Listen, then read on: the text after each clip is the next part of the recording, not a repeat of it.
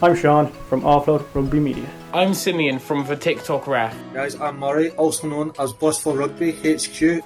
And you're listening to the Rugby Connection podcast. For the fans, by fans. Hello and welcome to episode 6 of the Rugby Connection podcast. As you can tell, if you're watching on YouTube, there's just me and Sean this week. Simeon is busy, he's refereeing at this precise moment, and then he's packing because he's away on his holiday tomorrow, so lucky him. Sean, how are we doing? I'm good, thanks Murray. I had a busy few days. I got my vaccine on Friday and then I was at the match yesterday, so pretty hectic few days, so yeah, but good nonetheless. Great. At least you got your vaccination now, so. Yeah, no, I'm pretty happy. How are you keeping? Have you got your vaccine yet, or? Got my first one. Oh, that's I'm my first. Yeah, so just waiting on my second one. Yeah, I'm all good.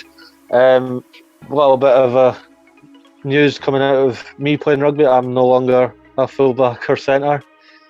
Had the talk with my head coach on Wednesday, and he thinks it would be best if I go to the second row or back row, which is fine. It's exciting. It's definitely different, but I'm eager.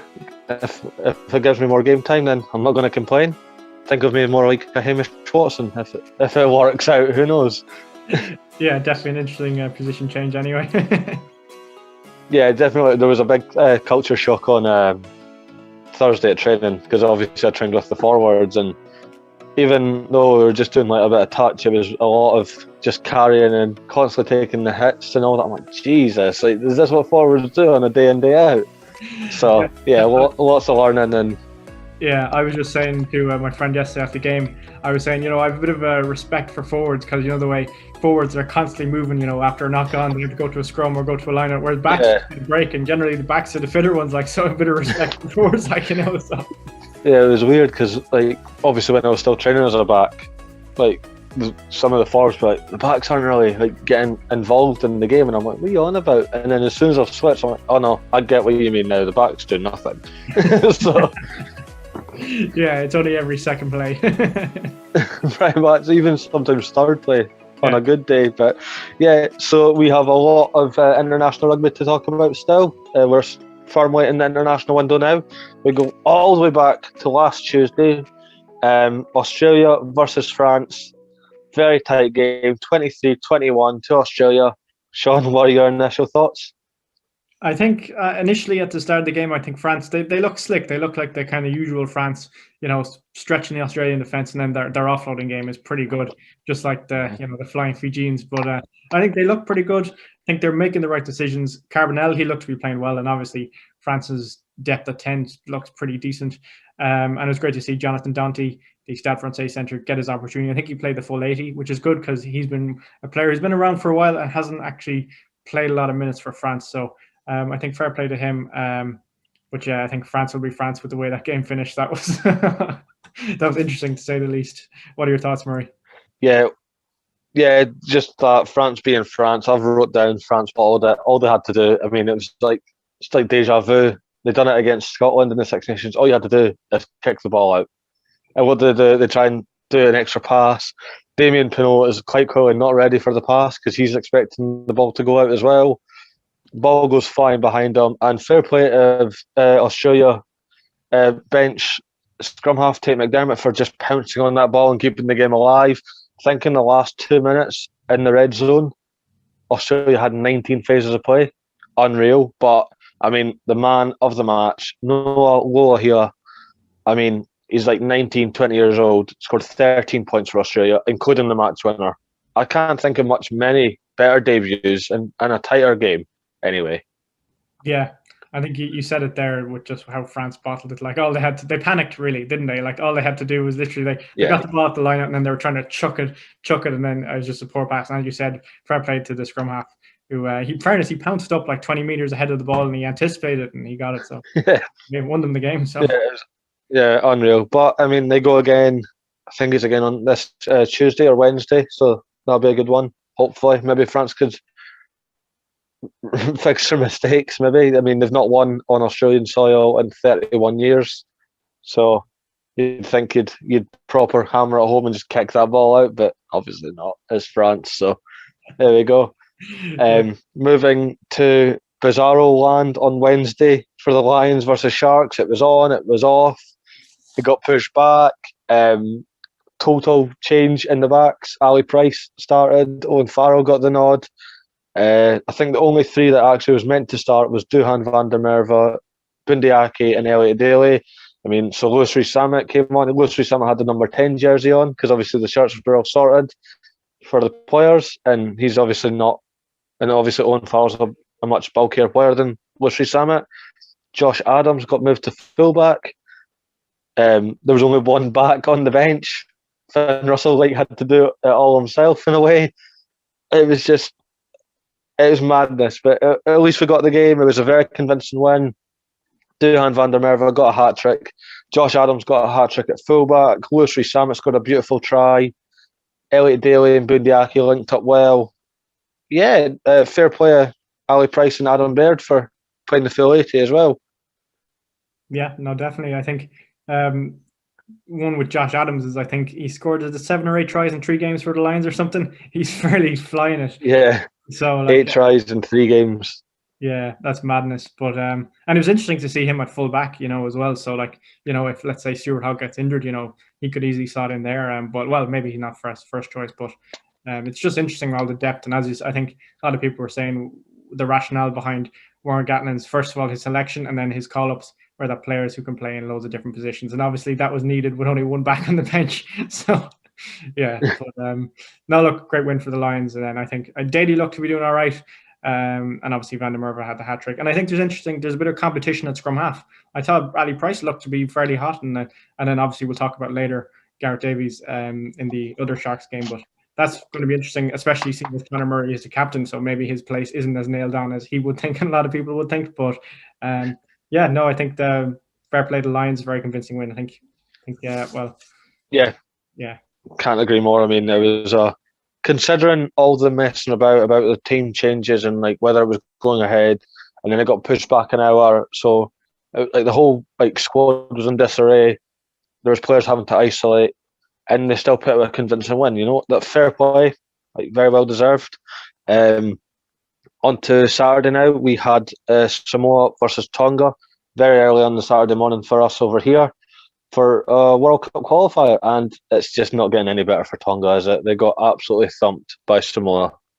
Yeah, no, they did. I think you said it there. This was a fairly important game for Tonga and Samoa with being at a World Cup qualifier. I think it was something like, was it 6-3 or 9-3 at half time? So it was actually fairly close. It was just Samoa, they really stretched the Tongan defense there, and then they were attacking the blind side a lot with a few offloads and stuff. And then obviously Samoa scored a nice cross kick, I think after 62 minutes, I think it was. But strong win for Samoa, and you feel sorry for Tonga. Yeah, you do. But I mean, fair play Samoa. They played with what was in front of them, and they delivered, and their qualification still continues. So yeah, happy to see that. Speaking of Pacific Islands, Fiji versus New Zealand. I mean, what a game. I thought this was going to be an absolute thumping. It was not. The scoreboard says it was. It wasn't. Absolutely not. I mean, Fiji were in this for 60 minutes of the game. There was only 8 points in it. I think powerful mauls were the big driving factor of it. A lot of tries came off the mauls for both sides. Dane Cole's got a hat-trick coming off that. So, unreal. What do you think, Sean? Yeah, no, I think you said it there. I think the game was a lot closer than the scoreline suggested. I think it was really just the last 15 minutes where the All Blacks kind of pulled away. You said it there. There was 8 points in it with 63 minutes left, and obviously only 10 points in it at halftime, and I think up till 60 minutes or whatever. So I think it was a good shift by Fiji. And Vern Cotter in the press conference after the game, he was kind of teasing that, saying, look, if Fiji really want to be winning these games, and in fairness, they put in a really good shift, that maybe they should enter into the Rugby Championship, and I think who wouldn't want to see that? So that would be great. But Fiji were good, and obviously they were missing Radradra and Tuisova. So it wasn't particularly the first team. It was as strong as they could get with the players they had available. But yeah, and a pretty strong New Zealand side. Obviously, Dane Coles, I think he got 4 off the bench. So just like Ronan Keller, but he's off the bench. So maybe that's even more impressive. But no, I think that was a great game, and you'd like to see Fiji, possibly in the future winning some of these games.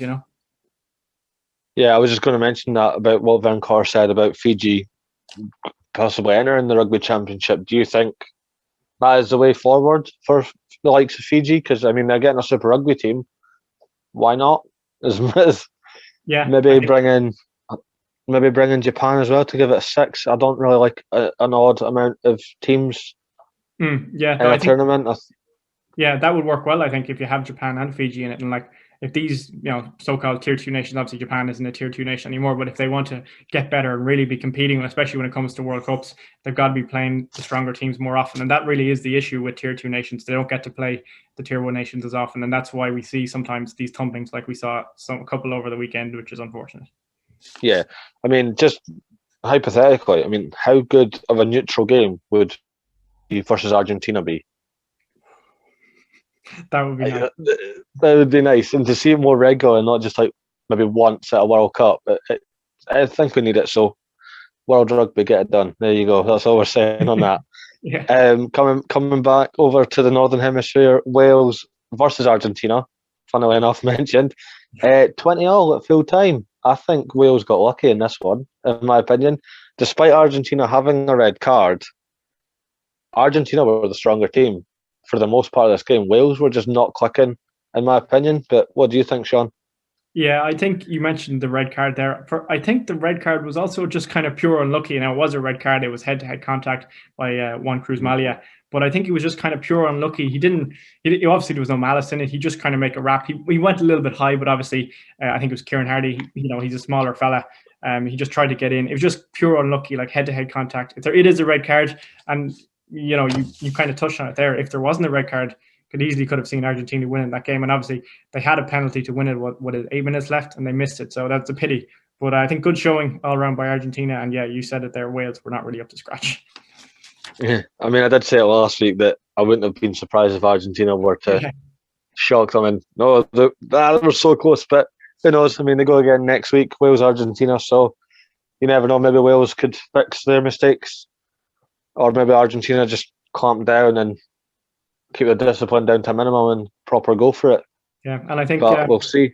I'm just going to say one player who was back for Argentina was Matera was back after his bit of his ban that he got last year for those comments. So good to see him back. And he scored a try in the second half. So it's good to see him back because obviously there was a few people worried that he would never play for Argentina. Well, not ever again, but you don't want to see your captain and the talisman of a leader not playing for your country. So it's great to have him back as well for Argentina. Yeah, fair. And I always get a kick out of watching Argentina. I'm a big Nicolas Sanchez fan. I think he's very underrated, like in the world of rugby. So, yeah, I'll always get a kick out of Nicolas Sanchez. I mean, Juan M off. I know he wasn't really playing. I don't think he was playing anyway. But Juan M off and the Cordero brothers are always a joy to watch as well. So Argentina's got some very good players. Yeah, very underrated side, as you said. Yeah. Moving on, we've got England versus Canada. I mean, this was just an absolute thumping, wasn't it? And you know what? Fair play at England.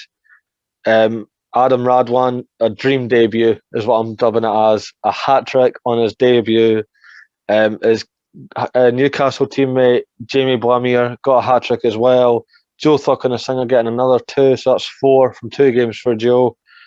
Unreal. What do you think on the England game, Sean? Yeah, well, I think first of all, I have to give you some credit, Murray, because in the first couple of episodes of this podcast, you were beating the drum about Adam Radwan, how good he was for the last couple of rounds of the Premiership. So, in fairness, got to give you that credit. He's, he looked he's got some gas anyway. He's very quick. I think England. Yeah, I think England, like obviously they just ran away with it. It was a pity for Canada. Like Canada, England scored the first try, and then Canada they came back again, and you were looking, all right, it's a bit of fight here in Canada, but it was just a pity. I think Smith, obviously we'll talk about him later, but he took the ball to the line really well, given nice flat passes, nice flat control passes. And I think Harry Randall seemed to do okay. He seemed to put in a few nice kicks. It seemed to be given quick ball for Marcus Smith as well, which obviously led to them scoring a load of tries, which is good. So you don't like seeing a big score like that, but like I think fair play England there. They were fairly clinical, and it's great to see them blooding new players because obviously Eddie Jones is a bit conservative at times when it comes to blooding new players. Yeah, I mean, yeah, like you said, we'll just say conservative on that. But I mean, Alex Donbrand got his England debut finally. I think it's been long overdue. Marcus Smith, obviously, we'll talk about him a bit more shortly. Harry Randall had a great game. Adam Radwan, I know what I'm on about apparently. So there we go. But no, fair play to England. I mean, they again played what was in front of them, and it's no disrespect against Canada, but it's another issue with the tier 2 nations. They just don't get the recognition. I don't think Canada actually gets much game time against the tier ones in a normal, like non-COVID year in the summer test anyway, because they always go to like New Zealand or South Africa or Australia anyway. So yeah, I don't think Canada actually get a proper test apart from like the World Cups until now. So you know what, fair play to them. They actually played quite well considering the scoreline. Keanoa Lloyd got 2 tries. That's 2 for 2 from him. He scored against Wales last week. So yeah, there is some decent players in that squad. It's just, again, we don't get to see them often, so you judge it and be like, oh, that's rubbish or whatever. But no, fair play, and hope to see Canada and the USA and all that soon. Speaking of USA, Sean, there's a big smile on your face. What Ireland versus USA? Before we talk about the game, I'm just going to ask about your experience of match day. So no, it was nice to be there. It was obviously an evening kickoff, whereas with the Japan game, it started at 1 o'clock, so we didn't have a lot of time to kind of soak up the atmosphere before the game. But it was nice. It was a nice buzz as you're walking down to the Viva. Obviously, the weather was nice. Loads of people around. That's kind of what we missed last week, and obviously haven't seen in got how long, I don't know how long it's been, 20 months or something since the last Six Nations proper like good crowd out. Now there wasn't a massive crowd, it was only 6,000, but it felt livelier than it did last week, which was good. And yeah, no, I actually luckily enough had seats in the premium level, which was a first for me. So yeah, the seats were nice, the experience was nice, and yeah, good win for Ireland overall. a good win, yeah, we'll say that. I mean, Ronan Kelleher getting 4 tries. I think it's just becoming a thing with like quicker forwards against tier 2 nations, just proper going for it, and it's mad to read. Robert Bellacun got his debut try. Yeah, absolute great player he is. I believe Harry Byrne got his debut as well. Of Leinster, was that his debut? Yeah, he did well off the tee for the most part. Yeah, he did. Yeah, he didn't get a lot have to do too much in terms of stressing the defense, but his kicking was pretty good when he came on. Yeah, I mean, I've wrote down here USA just weren't in the game, and it is a shame because like USA did so well against England last week, and it's mad. And like I feel like Ireland kind of struggled. I know Japan's a higher competition, but like Ireland kind of struggled last week and almost got lucky with Japan. And yeah, this week they just blown out the USA, and yeah, it's sad to see considering how well the USA did last week. But you know what? Fair play to Ireland. I think the theme is playing what's in front of you this week, and every country seems to be doing that so far. So yeah, fair play. I think with the USA, they started well. The first 15 minutes, they were pretty good. Like they were piling on the pressure on Ireland, and Ireland were kind of stuck inside their own 22 for the first 15 minutes. So you were thinking, okay, maybe this could be a tougher day than we thought. But it was just a pity. Like I was hoping the USA would score maybe 3 tries. It was a pity they didn't get to that. Like as you said, they were just a little bit poor defensively. Like I think maybe the USA defense made some of the Ireland backs look better than they were. But like I think, as I saw somewhere on Instagram, someone said it today, was that a kind of a common theme between the tier 2 nations. They're not very good at defending off maul, and especially around the edges. So I think the USA, obviously with Ronan Kelleher's 4 tries, I think that was definitely apparent. But I think Ireland were good. Like I think Hume, he played pretty well at 13. McCloskey, they both, obviously their Ulster pairing, gelled really well together. And obviously you said it there, that Ballacun try was pure class. Like just, the inside, outside, and then gas to the corner. So yeah, and then Hugo Keenan was pretty good as usual. And Gavin Coombs as well. I think the whole pack, you couldn't really fault too many of the Ireland players. Like, as you said, play what's in front of you, and then happened to be a good win, which is always good. Squad depth in Ireland, I think, is looking good. Yeah, good to hear. I mean, there's not much to say on Scotland apart from their summer tours finished before it even started, just because of COVID. And yeah, it sucks, but so there was no Scotland Day versus England Day.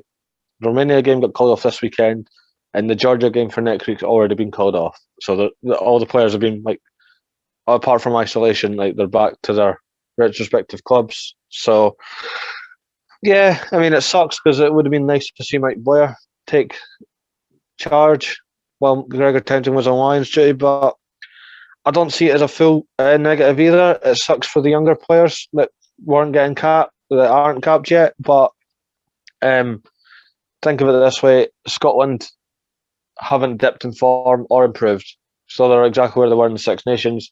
When we get to the autumn tests, Gregor Townsend will obviously be back. The Lions players will be back. These younger players like Ross Thompson, Rory Darge, Rufus McLean, Jamie Dolby, just to name a few, will be in that initial squad for the autumn test. And I think Mike Blair will be having like whispers in Gregor Townsend's ear, especially for coming off the bench. I don't think like Ross Thompson's going to start over Finn Russell. Like, that's just not happening yet. Yeah. And I don't think Rory Darge will start over Hamish Watson because like obvious reasons as well. But there's no reason why they can't come off the bench against the likes of Japan or Australia or South Africa and do a good job. So, yeah, I still think the future is still quite bright for Scotland. It just sucks that we didn't get to see them in the Navy jersey, but I'm sure they'll be worth the wait. So, yeah. Hopefully, yeah. I think that game against Georgia would have been a nice one. I think because Georgia obviously put up a good showing against the Springboks, like it would have been a good challenge for the younger Scotland players, as you said. And you just want to see younger players get minutes. Like that was like a bit of a criticism that a lot of people had against the Ireland-Japan game because Craig Casey only got like a minute or something off the bench, which was a pity. But obviously, he got to start yesterday. But you just want to see young blood playing, regardless of the country, and it would have been nice for Scotland. Yeah, absolutely. I mean, speaking of Georgia, obviously their game with their second test with South Africa got cancelled because of this pain in the arse 5-letter word. It's just ruining everything. But I mean, it was rumoured that we were going to get the Lions against Georgia because the Bulls game was called off. We didn't get it. We actually got Lions versus Sharks 2 is what I'm calling it. So, I mean, this was a great game. The Sharks definitely cleaned up their act from Wednesday night. They came all guns blazing. Volmink got 2 tries in the first half for the Sharks. Hendrickson scored a beautiful interception. Like, you were not stopping him. Abrahams as well. He kind of reminds me of Cheslin Colby. He scored a great try. He beat Liam Williams to the punch in the dead ball area. But you know what? Lions did play well in the first half as well. Chris Harris finished off a lovely try. Duhan van der Merwe made a great run, popping it off to his Scottish counterpart. Duhan then scored himself. Jamie George showed captaincy, led from the front, and yeah, he got a try as well. And 26 all at half time. Could the Lions have been beat? Potentially, but the first 5 minutes of the second half, Hendrickson gets red carded. There was a little push and shoving. Some of the players went to the ground, and Hendrickson just decides to throw an elbow to the back of Liam Williams' head. Now, I don't like Liam Williams. I've made that clear, but you don't do stuff like that. Like, that's too far. And I don't care who it is. You just don't do that. And red card was the right decision. So because of the man advantage, I think the Lions just started having a little bit of fun and playing with their food, essentially. Tygbarn got a double. Jamie George did get a double. Anthony Watson got a double. Tom Curry got his first try for the Lions. It started picking up pace. 71-31. Yeah, very convincing win in the end, but I think a very rocky start. And I think this is what the Lions needed. But what do you think, Sean, overall? Yeah, I actually didn't get to see the game live because I was on my way to the Viva. But before the Ireland match started, I saw the final score and it was like 71-31 or whatever. And I was like, all right, I'm pretty convincing win for the Lions. And then I was scrolling this morning and then I saw that it was 26 all or whatever at halftime. I was like, oh, wow, geez, how did that happen? Like, fair play to the Sharks, like, Yeah. I think, as you said, like, that's what the Lions needed. Like, there's no real benefit to just kind of get putting up big scores every week. Like, and I think fair play to the Sharks. Like, they really seem to capitalize on the Lions' mistakes. Like, the Lions, a few sloppy passes. Obviously, they scored an intercept, or was it even 2? But fair play to the Sharks. They really did capitalize on it. I think you said it there. The red card was needless, but I also think it was kind of the turning point in the game. I think obviously the Sharks were in it all the way up to the red card, and then after that, as you said, the Lions were just playing with their food, as you said. So yeah, red card. Yeah. But I mean, just a little note on Sevens rugby. Werner Koch, former Sevens Player of the Year, he scored after the Sharks charged in a Conor Murray box kick, and he was just the first to snap on it. So he's been playing great the past 2 games. I know the results don't say that, but I mean, he's played brilliant. He was always one to watch in these 2 games. He was really hard to stop in the first game. And then getting that try, he played outside centre this second game instead of on the wing, which Yeah. was a bit of a shock. But yeah, I mean, he still scored, so fair play. But I mean, Lions have been recruiting, haven't they? We've got number 10, and it's not Jonathan Sexton, it's not George Ford. It is the golden boy. It is Marcus Smith. I'm so happy that it's Marcus Smith. I think he is actually the perfect blend of Dan Biggar and Finn Russell. He's cool, calm and collected. He could do a little bit of a Maverick thing if needed. It is for injury cover. Finn's been nursing Achilles injury. He's still out in South Africa with the squad. I think they just brought Marcus Smith in just in case. And I'm not going to be surprised if Marcus Smith actually gets a run out next week against South Africa A. So, but there might be another injury cover or just an extra addition to the squad that we kind of touched on when we first started this show, and nothing really came of it. But I'll let Sean go into further detail about it. Yeah, no, there has been rumours since the Ireland game finished yesterday that Ronan Kelleher will link up with the Lions once again. I actually thought it was confirmed. I don't know, the way the Irish media was kind of playing it was like, oh yeah, Ronan Kelleher is going to link up with the Lions, but I think it looks fairly certain. We're obviously recording on Sunday, so by the time this comes out on Tuesday, it could well be confirmed. But I think that's fair play to him. Like, obviously he's been playing well, and obviously he did train well from the reports we were hearing from the Lions camp in Jersey initially. So great for him, only good for his development. Just call him up. It made no sense. I mean, he trained with the squad in Jersey for that, like, the whole time in the build up to the Japan test for Murrayfield. Yeah. Then Jamie George arrived from playing at Saracens. So Ronan Kelleher went back to Ireland to do international duty with Ireland, and now he's getting brought back into the squad. Just leave him there. Like, nobody would have got upset if you went, by the way, we brought 4 hookers. Genuinely, no one would have been upset about that. But no, you've decided to go and be really weird about it. And he's not an official member of the squad. He's just training, and then he's away, and then he comes back, and he's definitely a part of the squad now. Oh shush, he was always part of that squad. You just didn't announce it. That was all. That's all I'm saying on that one. Yeah, but no, in fairness, if he stayed with the Lions, he wouldn't have got 4 tries yesterday for me to celebrate. So he could have got 4 tries against the Sharks or the Lions last week. You don't know. There you go. So, but no, in all seriousness, I'm really happy that it's Marcus Smith that got the nod. I put a video out on the matter yesterday that it was Marcus Smith given the green light that he will be joining the Lions up in South Africa. And my comment section, Sexton got robbed. It should have been Sexton. I'm like, no, it shouldn't. Absolutely not. Not this year. If it was 4 years ago, absolutely no-brainer. It should have been Johnny Sexton. But now, the fact that he doesn't play as often as he wants to play, and he constantly gets hurt, and I don't think, if it was Sexton, if you call him up and you put him against South Africa, it wouldn't look great 5 minutes in for him to get concussed or go down clutching the knee. Yeah. Do you know what I mean? I'm not saying it can't happen to like Dan Biggar or Finn Russell or Marcus Smith, because it can. It could happen to anyone. I just feel it happens more consistently with Sexton, and I think that's the reason why he wasn't called up. So yeah, I had a fair few comments like that as well yesterday. Even on some of my videos, a lot of people said, "Oh, Johnny Sexton," but I think. Like, I understand where people are coming from, because in fairness, Sexton played pretty well in Six Nations. He played better than I thought he would have. But like considering his age and considering his durability and his just kind of being quote unquote fragile or whatever, he's not. I think he's doing very well for a 36-year-old. Actually, I looked it up this morning. Today is actually his birthday. Today is his 36th birthday. So today's Sunday. So Johnny, happy birthday, Johnny Sexton. There you go.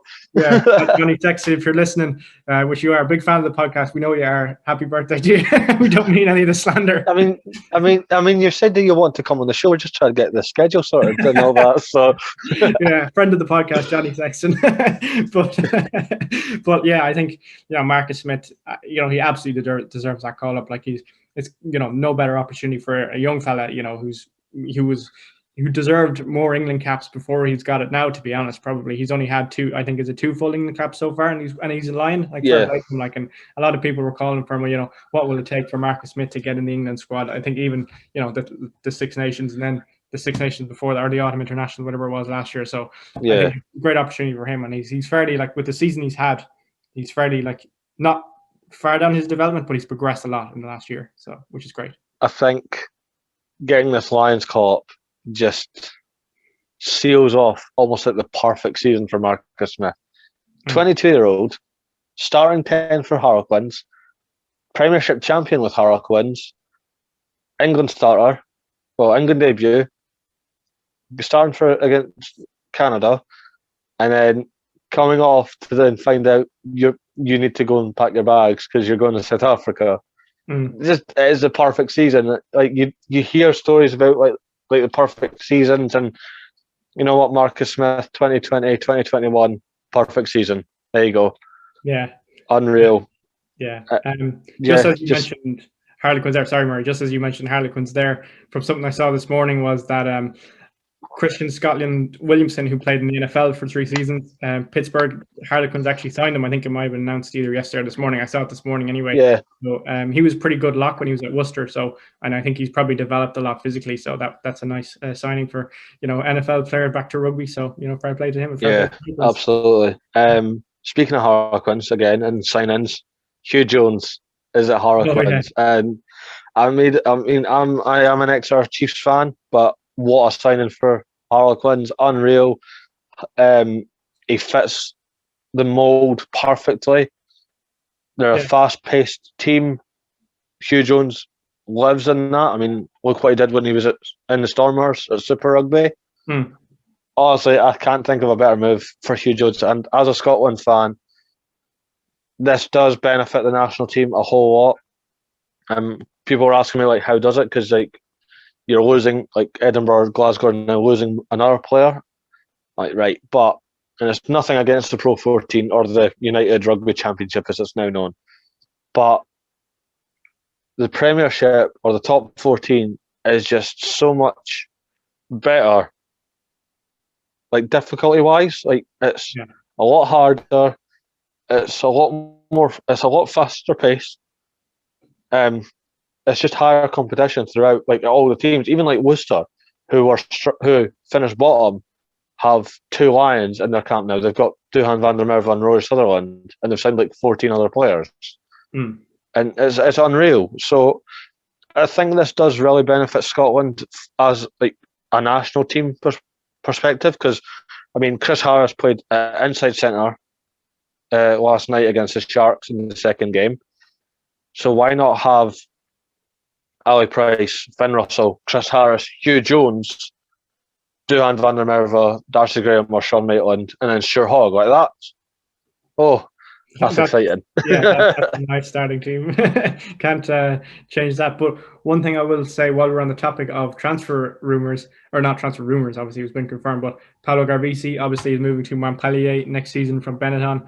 I think that's a bit of a disappointment for Benetton, because I was looking forward to seeing how he would progress with Benetton and bring Benetton up, because I think he's the type of player that really brings a team like Benetton on and adds an extra 15, 20 points a game that they need to kind of stay, not that they need to stay competitive. Obviously, Kieran Crowley was an excellent head coach and he's going down to Italy now, but, it's just a pity seeing him move on from Benetton, and that Benetton, let him go, and the fact that Tommaso Allen is he gone to Quins?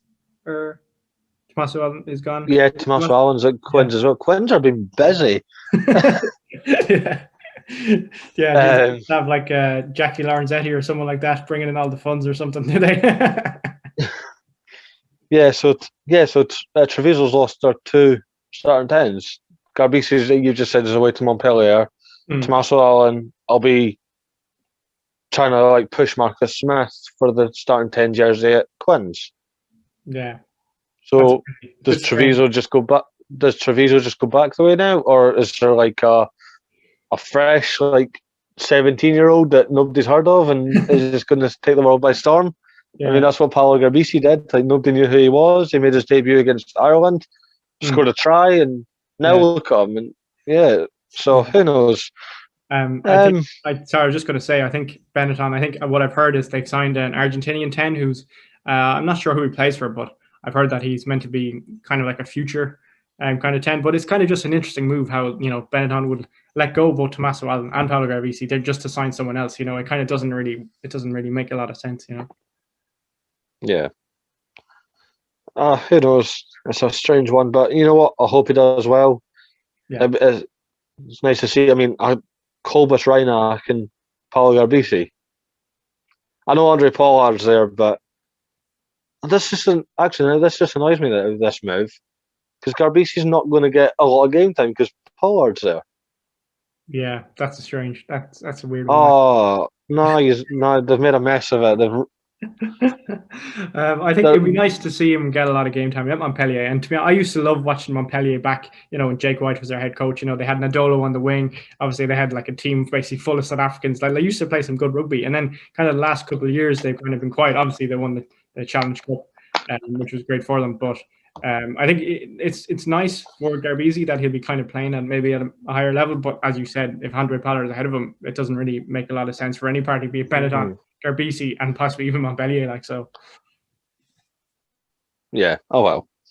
I mean, hopefully he does all right. But we've been doing this the past few weeks now, just because the Lions tour is still going on. We don't know. It's always up in the air every game.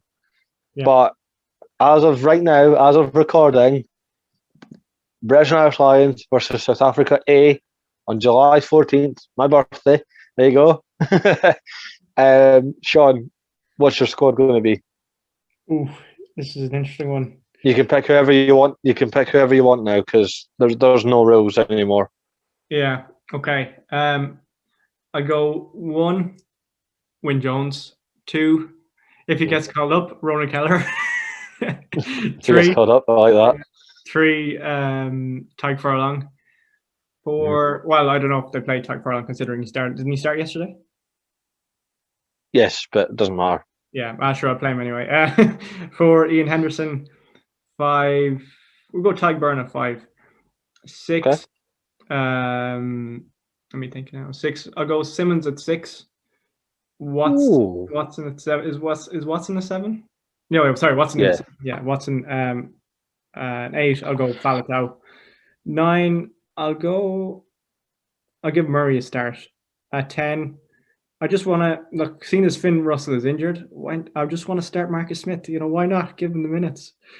Start, give him something different. 12. I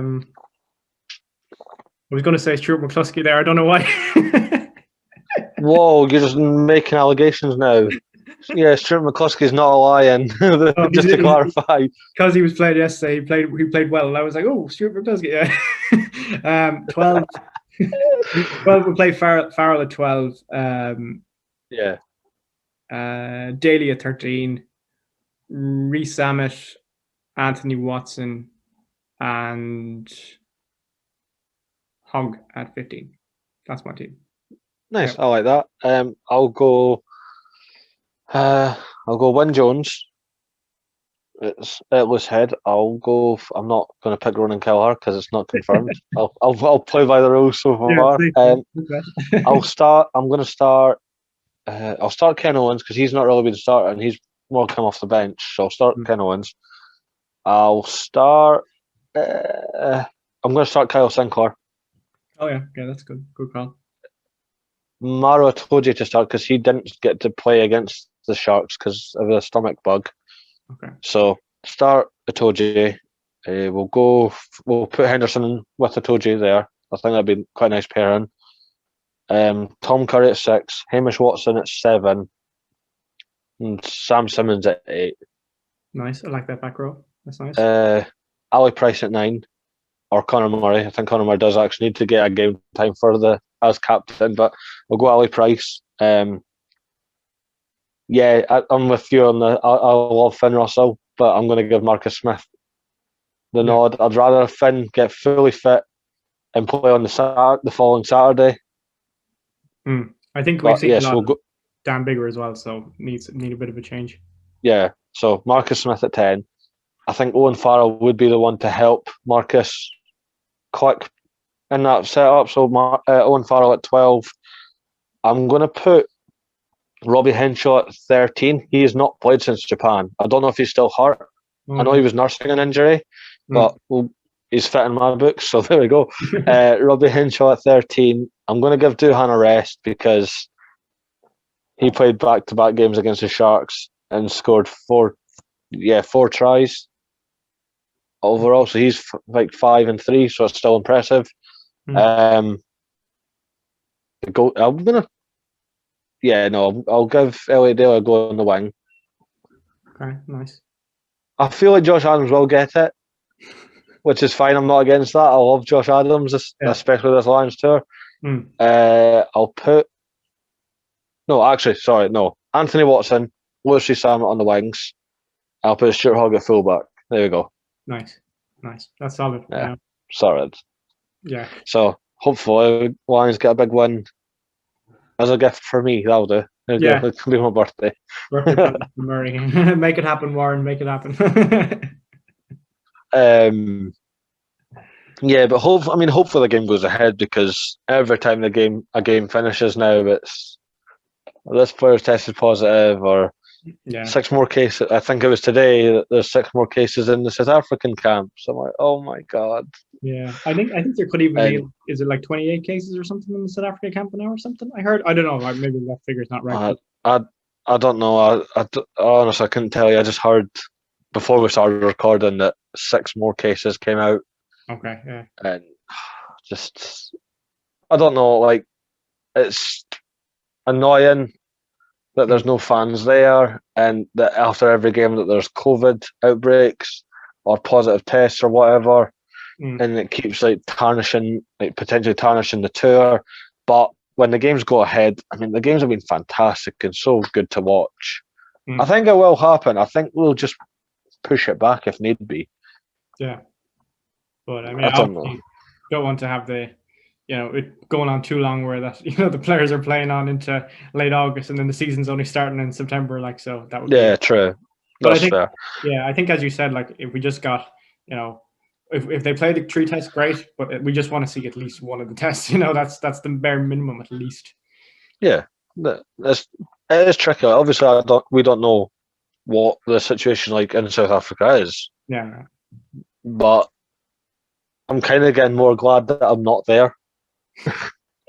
As much as it would be amazing to go onto a Lions tour, I think we're actually very lucky that we're not there, and like constantly having to get tested and not knowing if the ticket's valid or whatever. Well, there's no fans at all, which it's really weird.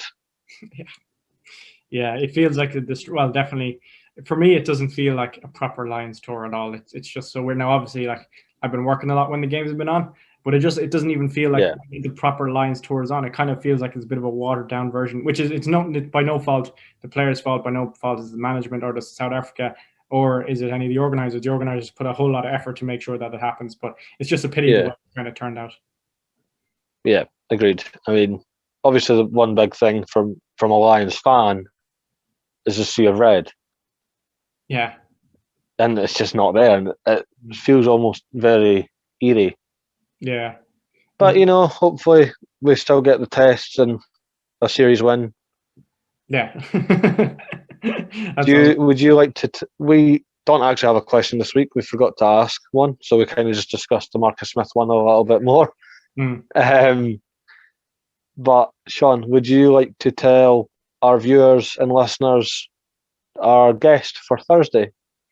Yeah, sure. Yeah, so we actually recorded it last week with Scott Ferrara. He has a podcast with 2 other lads covering all things North American rugby. It's called the Rugby Rant Podcast, and he's also the organizer or kind of owner, whatever you want to call it, founder of the Rugby United New York Supporters Club. So Scott, he knows his rugby. He's a very nice fella, and we appreciate him coming on the podcast. He knows his stuff. He's a very passionate fan. As Murray, as you say, for the fans, by the fans. He absolutely embodies that. Yeah. And it was a fun episode, great to chat, and hopefully all the listeners learn a bit about rugby in North America.